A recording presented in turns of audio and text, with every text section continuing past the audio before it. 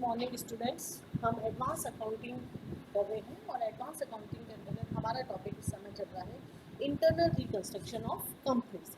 Internal reconstruction of upon companies में ये देख रहे हैं कि आंतरिक पुनर्निर्माण किस किस प्रकार से किया जा सकता है। अभी तक अपन ने अंश पूंजी में परिवर्तन वाला मेथड कर लिया है। अपना दूसरा मेथड है अंश पूंजी में कमी करना।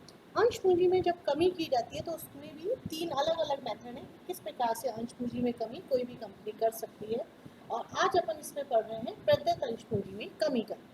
प्रदत्त अंश पूंजी में जब कमी की जाती है तो अभी तक अपन ने ये देखा था कि अंशधारी और हमारे अंशधारी में दोनों इक्विटी शेयर होल्डर्स और प्रेफरेंस शेयर होल्डर्स दोनों अंश पूंजी में अपने अपने कमी कर सकते हैं। और अब आज अपन देखेंगे कि अंश पूंजी जब कमी की जाती है तो संचयी पूर्वाधिकार अंशों पर जो बकाया लाभांश होता है उसका कैसे ट्रीटमेंट किया जाएगा। जब संचयी पूर्वाधिकार अंशों पर बकाया लाभांश होता है तो उस स्थिति में कई बार तो ऐसा होता है कि उसको सिर्फ बैलेंस शीट के अंतर्गत अपन नीचे कंटिंजेंट लायबिलिटी के तहत दिखाया जाता है। और यदि हमारे अंशधारी पूरी की पूरी राशि कोई त्याग करने के लिए सहमत हो जाते हैं तो उसके संबंध में कोई भी जनरल प्रविष्टि नहीं की जाती। दूसरा, जब संचयी पूर्वाधिकार अंशधारी पूरी की पूरी राशि को त्याग करने के लिए सहमत नहीं होते हैं बस उनको कुछ राशि भुगतान स्वरूप की जाती है तो हम जो राशि भुगतान स्वरूप की जाती है सिर्फ उसकी ही एंट्री होती है और इसकी एंट्री होती है हमारी कैपिटल रिडक्शन अकाउंट डेबिट। जितनी राशि हम उनको देंगे उसकी एंट्री करेंगे अपन capital reduction account debit to preference share dividend account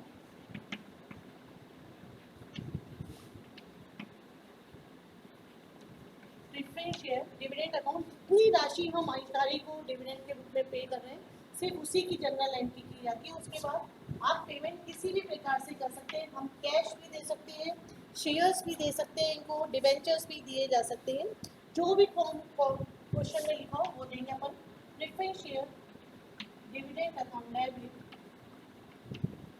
to bank account यदि आप उनको कैश में पेमेंट कर रहे हैं। यदि हम शेयर्स दे रहे हैं टू शेयर कैपिटल अकाउंट और यदि आप उनको डिबेंचर्स दे रहे हैं तो to debentures account. Share capital में कोई सा भी हो सकते हैं, इक्विटी में हो सकते हैं और हमारे प्रेफरेंस शेयर्स भी हो सकते हैं। अब कई बार ऐसा होता है कि पूर्वाधिकार अंशों पर लाभांश की घोषणा की जाती है लेकिन भुगतान नहीं किया जाता। तो कंपनी के इस तरह से स्थिति में कंपनी के बैलेंस शीट के लायबिलिटी साइड में प्रेफरेंस शेयर डिविडेंड अकाउंट दिखाया हुआ होता है आपको।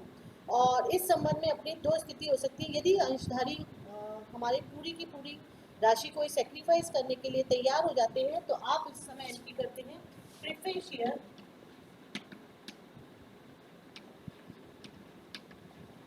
Dividend account debit to capital reduction account. जब वो पूरी की पूरी राशि को ही सेक्रीफाइस करने के लिए तैयार हो जाते हैं तब अपनी एंट्री होगी preference share dividend to capital reduction account. और कई बार ऐसा होता है कि वो पूरी राशि को सेक्रीफाइस करने के लिए तैयार नहीं होते हैं बल्कि वो ये कहते हैं कि हम आंशिक रूप से तो त्याग करेंगे और आंशिक रूप से आपको पेमेंट करना पड़ेगा। तो उस स्थिति में हम preference share dividend account debit to capital reduction account to bank, यदि हम उसको रिमेनिंग अमाउंट कैश में देते हैं तो आप लिखेंगे टू बैंक अकाउंट। यानी शेयर्स के रूप में देते हैं तो टू शेयर कैपिटल अकाउंट और डिबेंचर्स दिए जा रहे हैं तो आप लिखेंगे टू डिबेंचर्स अकाउंट। अब प्रेफरेंस शेयर डिविडेंड में तो पूरी की पूरी अमाउंट आएगी। कैपिटल रिडक्शन में जितना वो अमाउंट त्याग करने के लिए सहमत होते हैं वो राशि आएगी और यहाँ पे वो आप उनको जितना भी पेमेंट कर रहे हो पेमेंट किस प्रकार से किया जा रहा है वो लिखना चाहिए। यदि कैश में कर रहे हैं तो पूरा का पूरा कैश यहाँ पे बैंक आ जाएगा। शेयर कैपिटल में कर रहे हैं तो सिर्फ शेयर कैपिटल लिखेंगे और डिबेंचर्स के रूप में कर रहे हैं तो सिर्फ डिबेंचर्स आते हैं। और यदि ऐसा कई बार ऐसा भी हो सकता है कि वो ये कहें कि हम कुछ भी अमाउंट सेक्रीफाइस नहीं करेंगे, आपको पूरा का पूरा ही पेमेंट करना है, तो उस स्थिति में अपनी एंट्री होगी preference share dividend account debit to bank to share capital या टू डिबेंचर्स अकाउंट। जो भी कोई होगा उसी प्रकार से देखेंगे। अपन इसकी एक प्रॉब्लम करते हैं जिससे आपको बिल्कुल क्लियर हो जाएगा कि किस तरह से करना है। हमें एक बैलेंस शीट दे रखी है, शेयर होल्डर्स फंड है हमारा, authorised and issued and subscribe capital है आपकी 1506% cumulative preference shares office 100 each fully paid up 1,50,000, 2000 equity shares office 100 each fully paid up 2 lakh रुपए। रिजर्व्स एंड सरप्लस में हमें इसमें कैपिटल रिजर्व दे रखा है 36,000 का और प्रॉफिट एंड लॉस में लॉस दे रखा है 1,10,375 का। शॉर्ट टर्म बोरोइंग्स में बैंक ओवरड्राफ्ट है हमारा 51,000 रुपये का और क्रेडिटर्स है हमारे 42,500 रुपये की। असेट साइड में फिक्स्ड असेट्स में हमें लीज और प्रॉपर्टी है हमारे पास 50,000 की और प्लांट एंड मशीनरी है 1,52,500 का। इंटेंजिबल असेट्स में हमें एक ही असेट्स है गुडविल 50,000 की और प्रिमिलरी एक्सपेंसेस हैं 7,250 की। करेंट असेट्स में स्टॉक 79,175 रुपीज़ का है और डेटर्स है 30,200 रुपये। नोट मतलब एडिशनल इंफॉर्मेशन में दे रखा है पूर्वाधिकार अंशों पर लाभांश गत 3 वर्षों से बकाया है। कंपनी व्यापारिक कठिनाइयां महसूस कर रही है तथा वित्तीय साधनों को पुनर्गठित करने का निश्चय किया है। पूंजी में से कमी की निम्नलिखित योजना के लिए ट्रिब्यूनल से 1 अप्रैल 2017 को स्वीकृति प्राप्त की गई। संचयी पूर्वाधिकार अंशों को 75 रुपये प्रति अंश तक कम किया जाए। संचयी पूर्वाधिकार अंशों को 75 रुपये प्रति अंश तक कम करना है हमें। तो सब साथ साथ अपन एंट्रीज भी करते जाते हैं सभी की। जर्नल एंट्रीज करने के लिए पहले जर्नल का एक फॉर्मेट बनाया जाएगा। फर्स्ट डेट का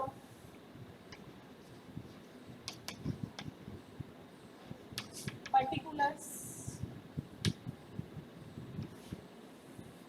LF debit and credit. Debit credit rupees journal of Ramli.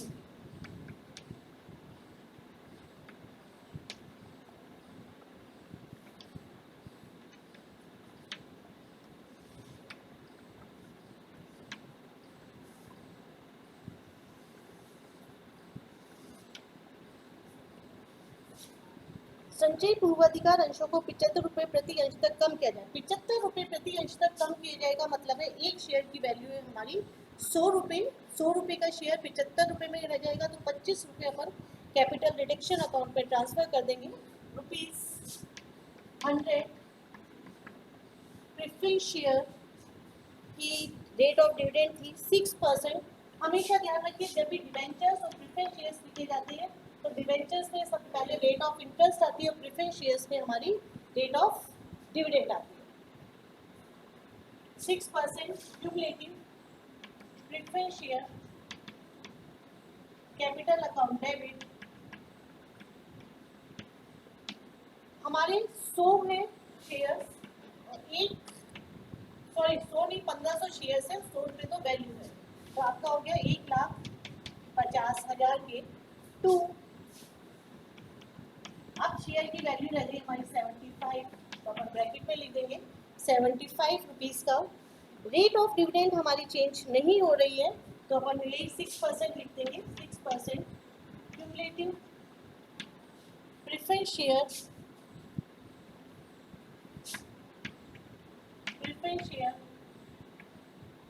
Capital account to capital reduction account.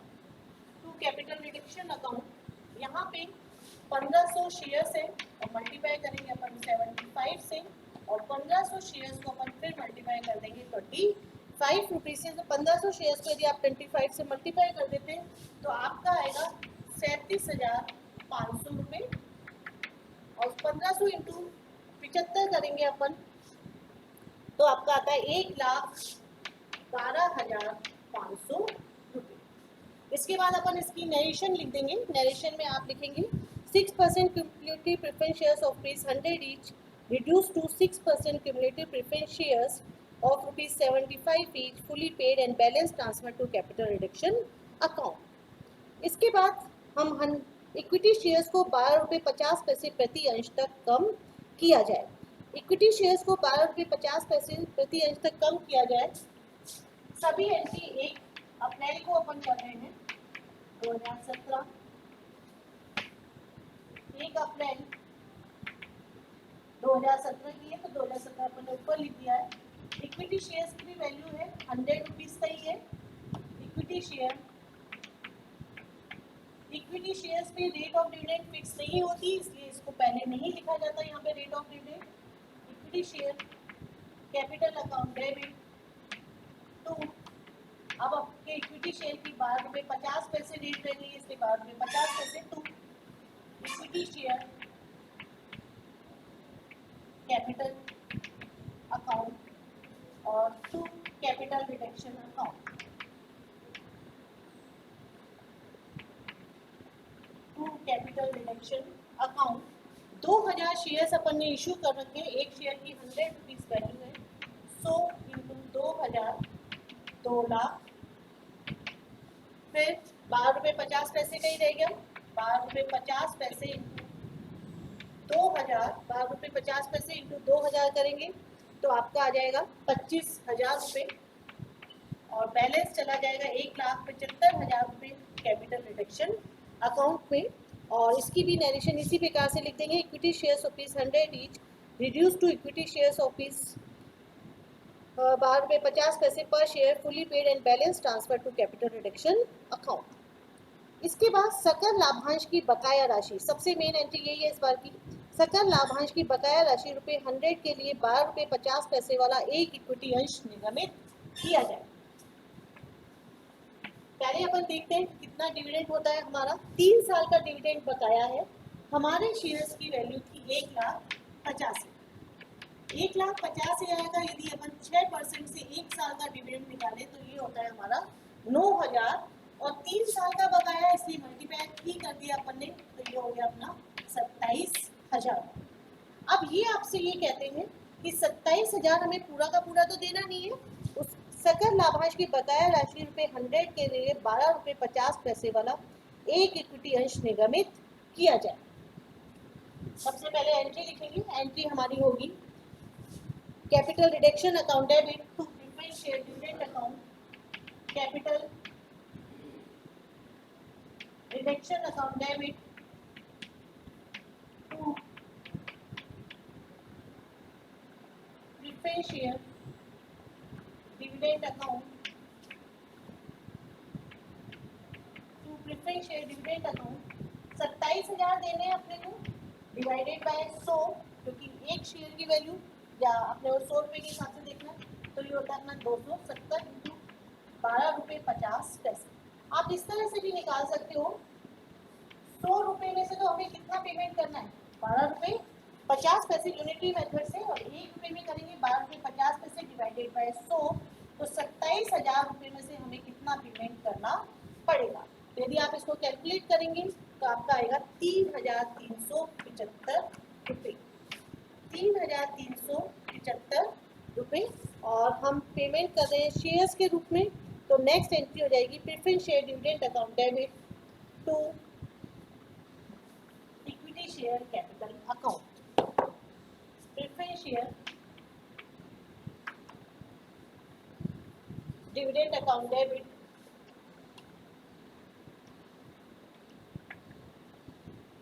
Account debit to equity share capital account, bracket में 12 रुपये 50 पैसे भी लिख दिए, इक्विटी शेयर कैपिटल अकाउंट 3,375। फिर ये कहते हैं कि पूंजी संचय खाते के शेष का प्रयोग किया जाए। पूंजी संचय खाते के शेष का प्रयोग किया जाए इसका मतलब होता है कि जो भी हमारा पूंजी संचय है उसको हमें ट्रांसफर कर देना है कैपिटल रिडक्शन में। यदि हमें जनरल रिजर्व या आपको कोई और भी बैलेंस दे रखा होता तो हम उसको भी कैपिटल रिडक्शन अकाउंट पे ट्रांसफर कर देते। आपकी एंट्री होगी capital reserve account debit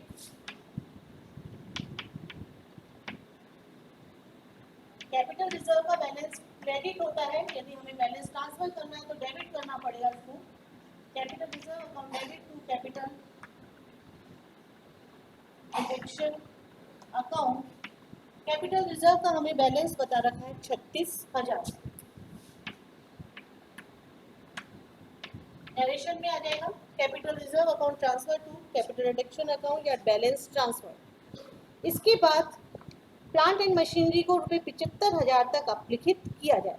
plant and machinery को ₹75,000 तक अपलिखित करने का मतलब होता है कि जो प्लांट एंड मशीनरी का मूल्य हमें ₹1,52,500 दे रखा है उसको हम घटाकर ले आएंगे ₹75,000 तक, और लाभानी खाते के विवरण का ऋणात्मक शेष समस्त अदृश्य अन्य गैर चालू संपत्तियां हमें अपलिखित करनी है। तो आप लिखेंगे capital reduction account debit,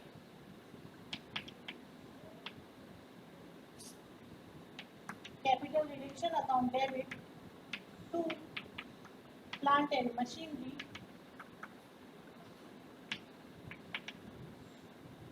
plant and machinery का हमें मूल्य बता रखा था बैलेंस शीट के अंतर्गत 1,52,500, जिसमें से हमें 75,000 का रखना है। तो 1,52,500 में से आप यदि 75,000 घटा देंगे तो शेष आ जाएगा अपना 77,500 रुपये। इसके बाद हमें प्रॉफिट एंड लॉस अकाउंट को भी रिटर्न ऑफ करना है। प्रॉफिट एंड लॉस अकाउंट का बैलेंस है 1,10,375 रुपये to profit and loss account. इसके बाद अपन लिखेंगे गुडविल। गुडविल हमें दे रखी है 50,000 रुपये की। गुडविल 50,000 रुपये, तो गुडविल 50,000 रुपये। प्रिलिमिनरी एक्सपेंसेस 7,250 टू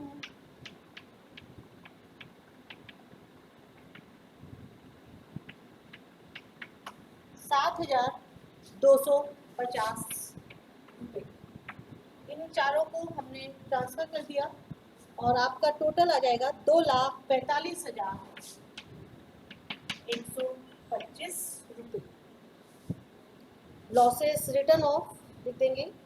आगे ये आपसे कहता है कि कंपनी की अधिकृत पूंजी को 3,50,000 रुपये पे कायम रखना है, जो कि 1,500 रुपये 75 रुपये वाले प्रेफरेंस शेयर्स पे होगी तथा शेष 12 रुपये 50 पैसे वाले प्रति अंश इक्विटी अंशों में होगी। 5,000 इक्विटी अंश सम मूल्य पर नकद के लिए निर्गमित किए जाएंगे, जिन पर समस्त राशि आवेदन पत्र के साथ दी होगी। हमने जो नए शेयर्स इशू करे हैं वो है 5,000, तो आपकी होगी बैंक अकाउंट डेबिट। सारी की सारी राशि हमने एप्लीकेशन में ले ली है। Bank account debit to equity share application and allotment account. 5,000 shares आपको इशू करने हैं। प्रति शेयर मूल्य है 12 रुपये 50 पैसे। तो 5,000 मल्टीप्लाई 12 रुपये 50 पैसे 62,500 रुपये, और इसी तरह से यहाँ पे भी आ जाएगा 62,500 रुपये। और फिर अपन एंट्री करेंगे next equity share application allotment account को ट्रांसफर करना पड़ता है इक्विटी शेयर कैपिटल अकाउंट में। तो आपकी एंट्री हो जाएगी equity share application and allotment account debit to equity share capital account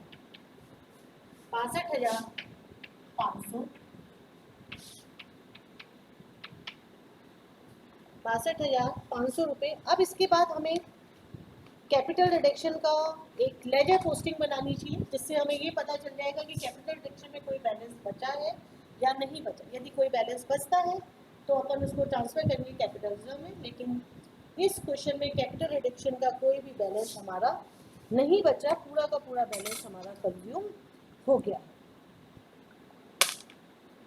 अब इसके बाद हमें जब अपन ये सारी की सारी जर्नल एंट्रीज कर लेंगे तो हमें नई बैलेंस शीट बनानी पड़ेगी। और जब आप नई बैलेंस शीट बनाएंगे तो बैलेंस शीट बनाते समय हमने जिन जिन संपत्तियों के मूल्य को कम किया है, यहाँ पे सिर्फ हमने प्लांट एंड मशीनरी के मूल्य को कम किया है। तो प्लांट एंड मशीनरी का अपन नया वाला मूल्य 75,000 रुपये लिख देंगे, और इसी के साथ हम गुडविल जो हमने बैलेंस शीट में शो कर रखी थी पुरानी में, अब नई में गुडविल को दिखाया नहीं जाएगा। और एक बैंक अकाउंट भी आएगा, क्योंकि आपने बैंक अकाउंट इसलिए आएगा क्योंकि नए शेयर्स अपन ने इशू करे हैं, तो बैंक अकाउंट आएगा आपका।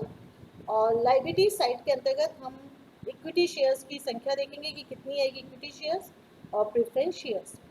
आपकी टोटल जो हमें कैपिटल रखनी है वो रखनी है 3,50,000। 3,50,000 में से आप प्रेफरेंस शेयर कैपिटल घटा देंगे तो जो शेष बचेगा वो इक्विटी शेयर्स की वैल्यू आ जाएगी आपकी। और क्रेडिटर्स में हमने कोई भी चेंज नहीं किया है तो क्रेडिटर्स की वैल्यू सेम रह जाएगी। Thank you.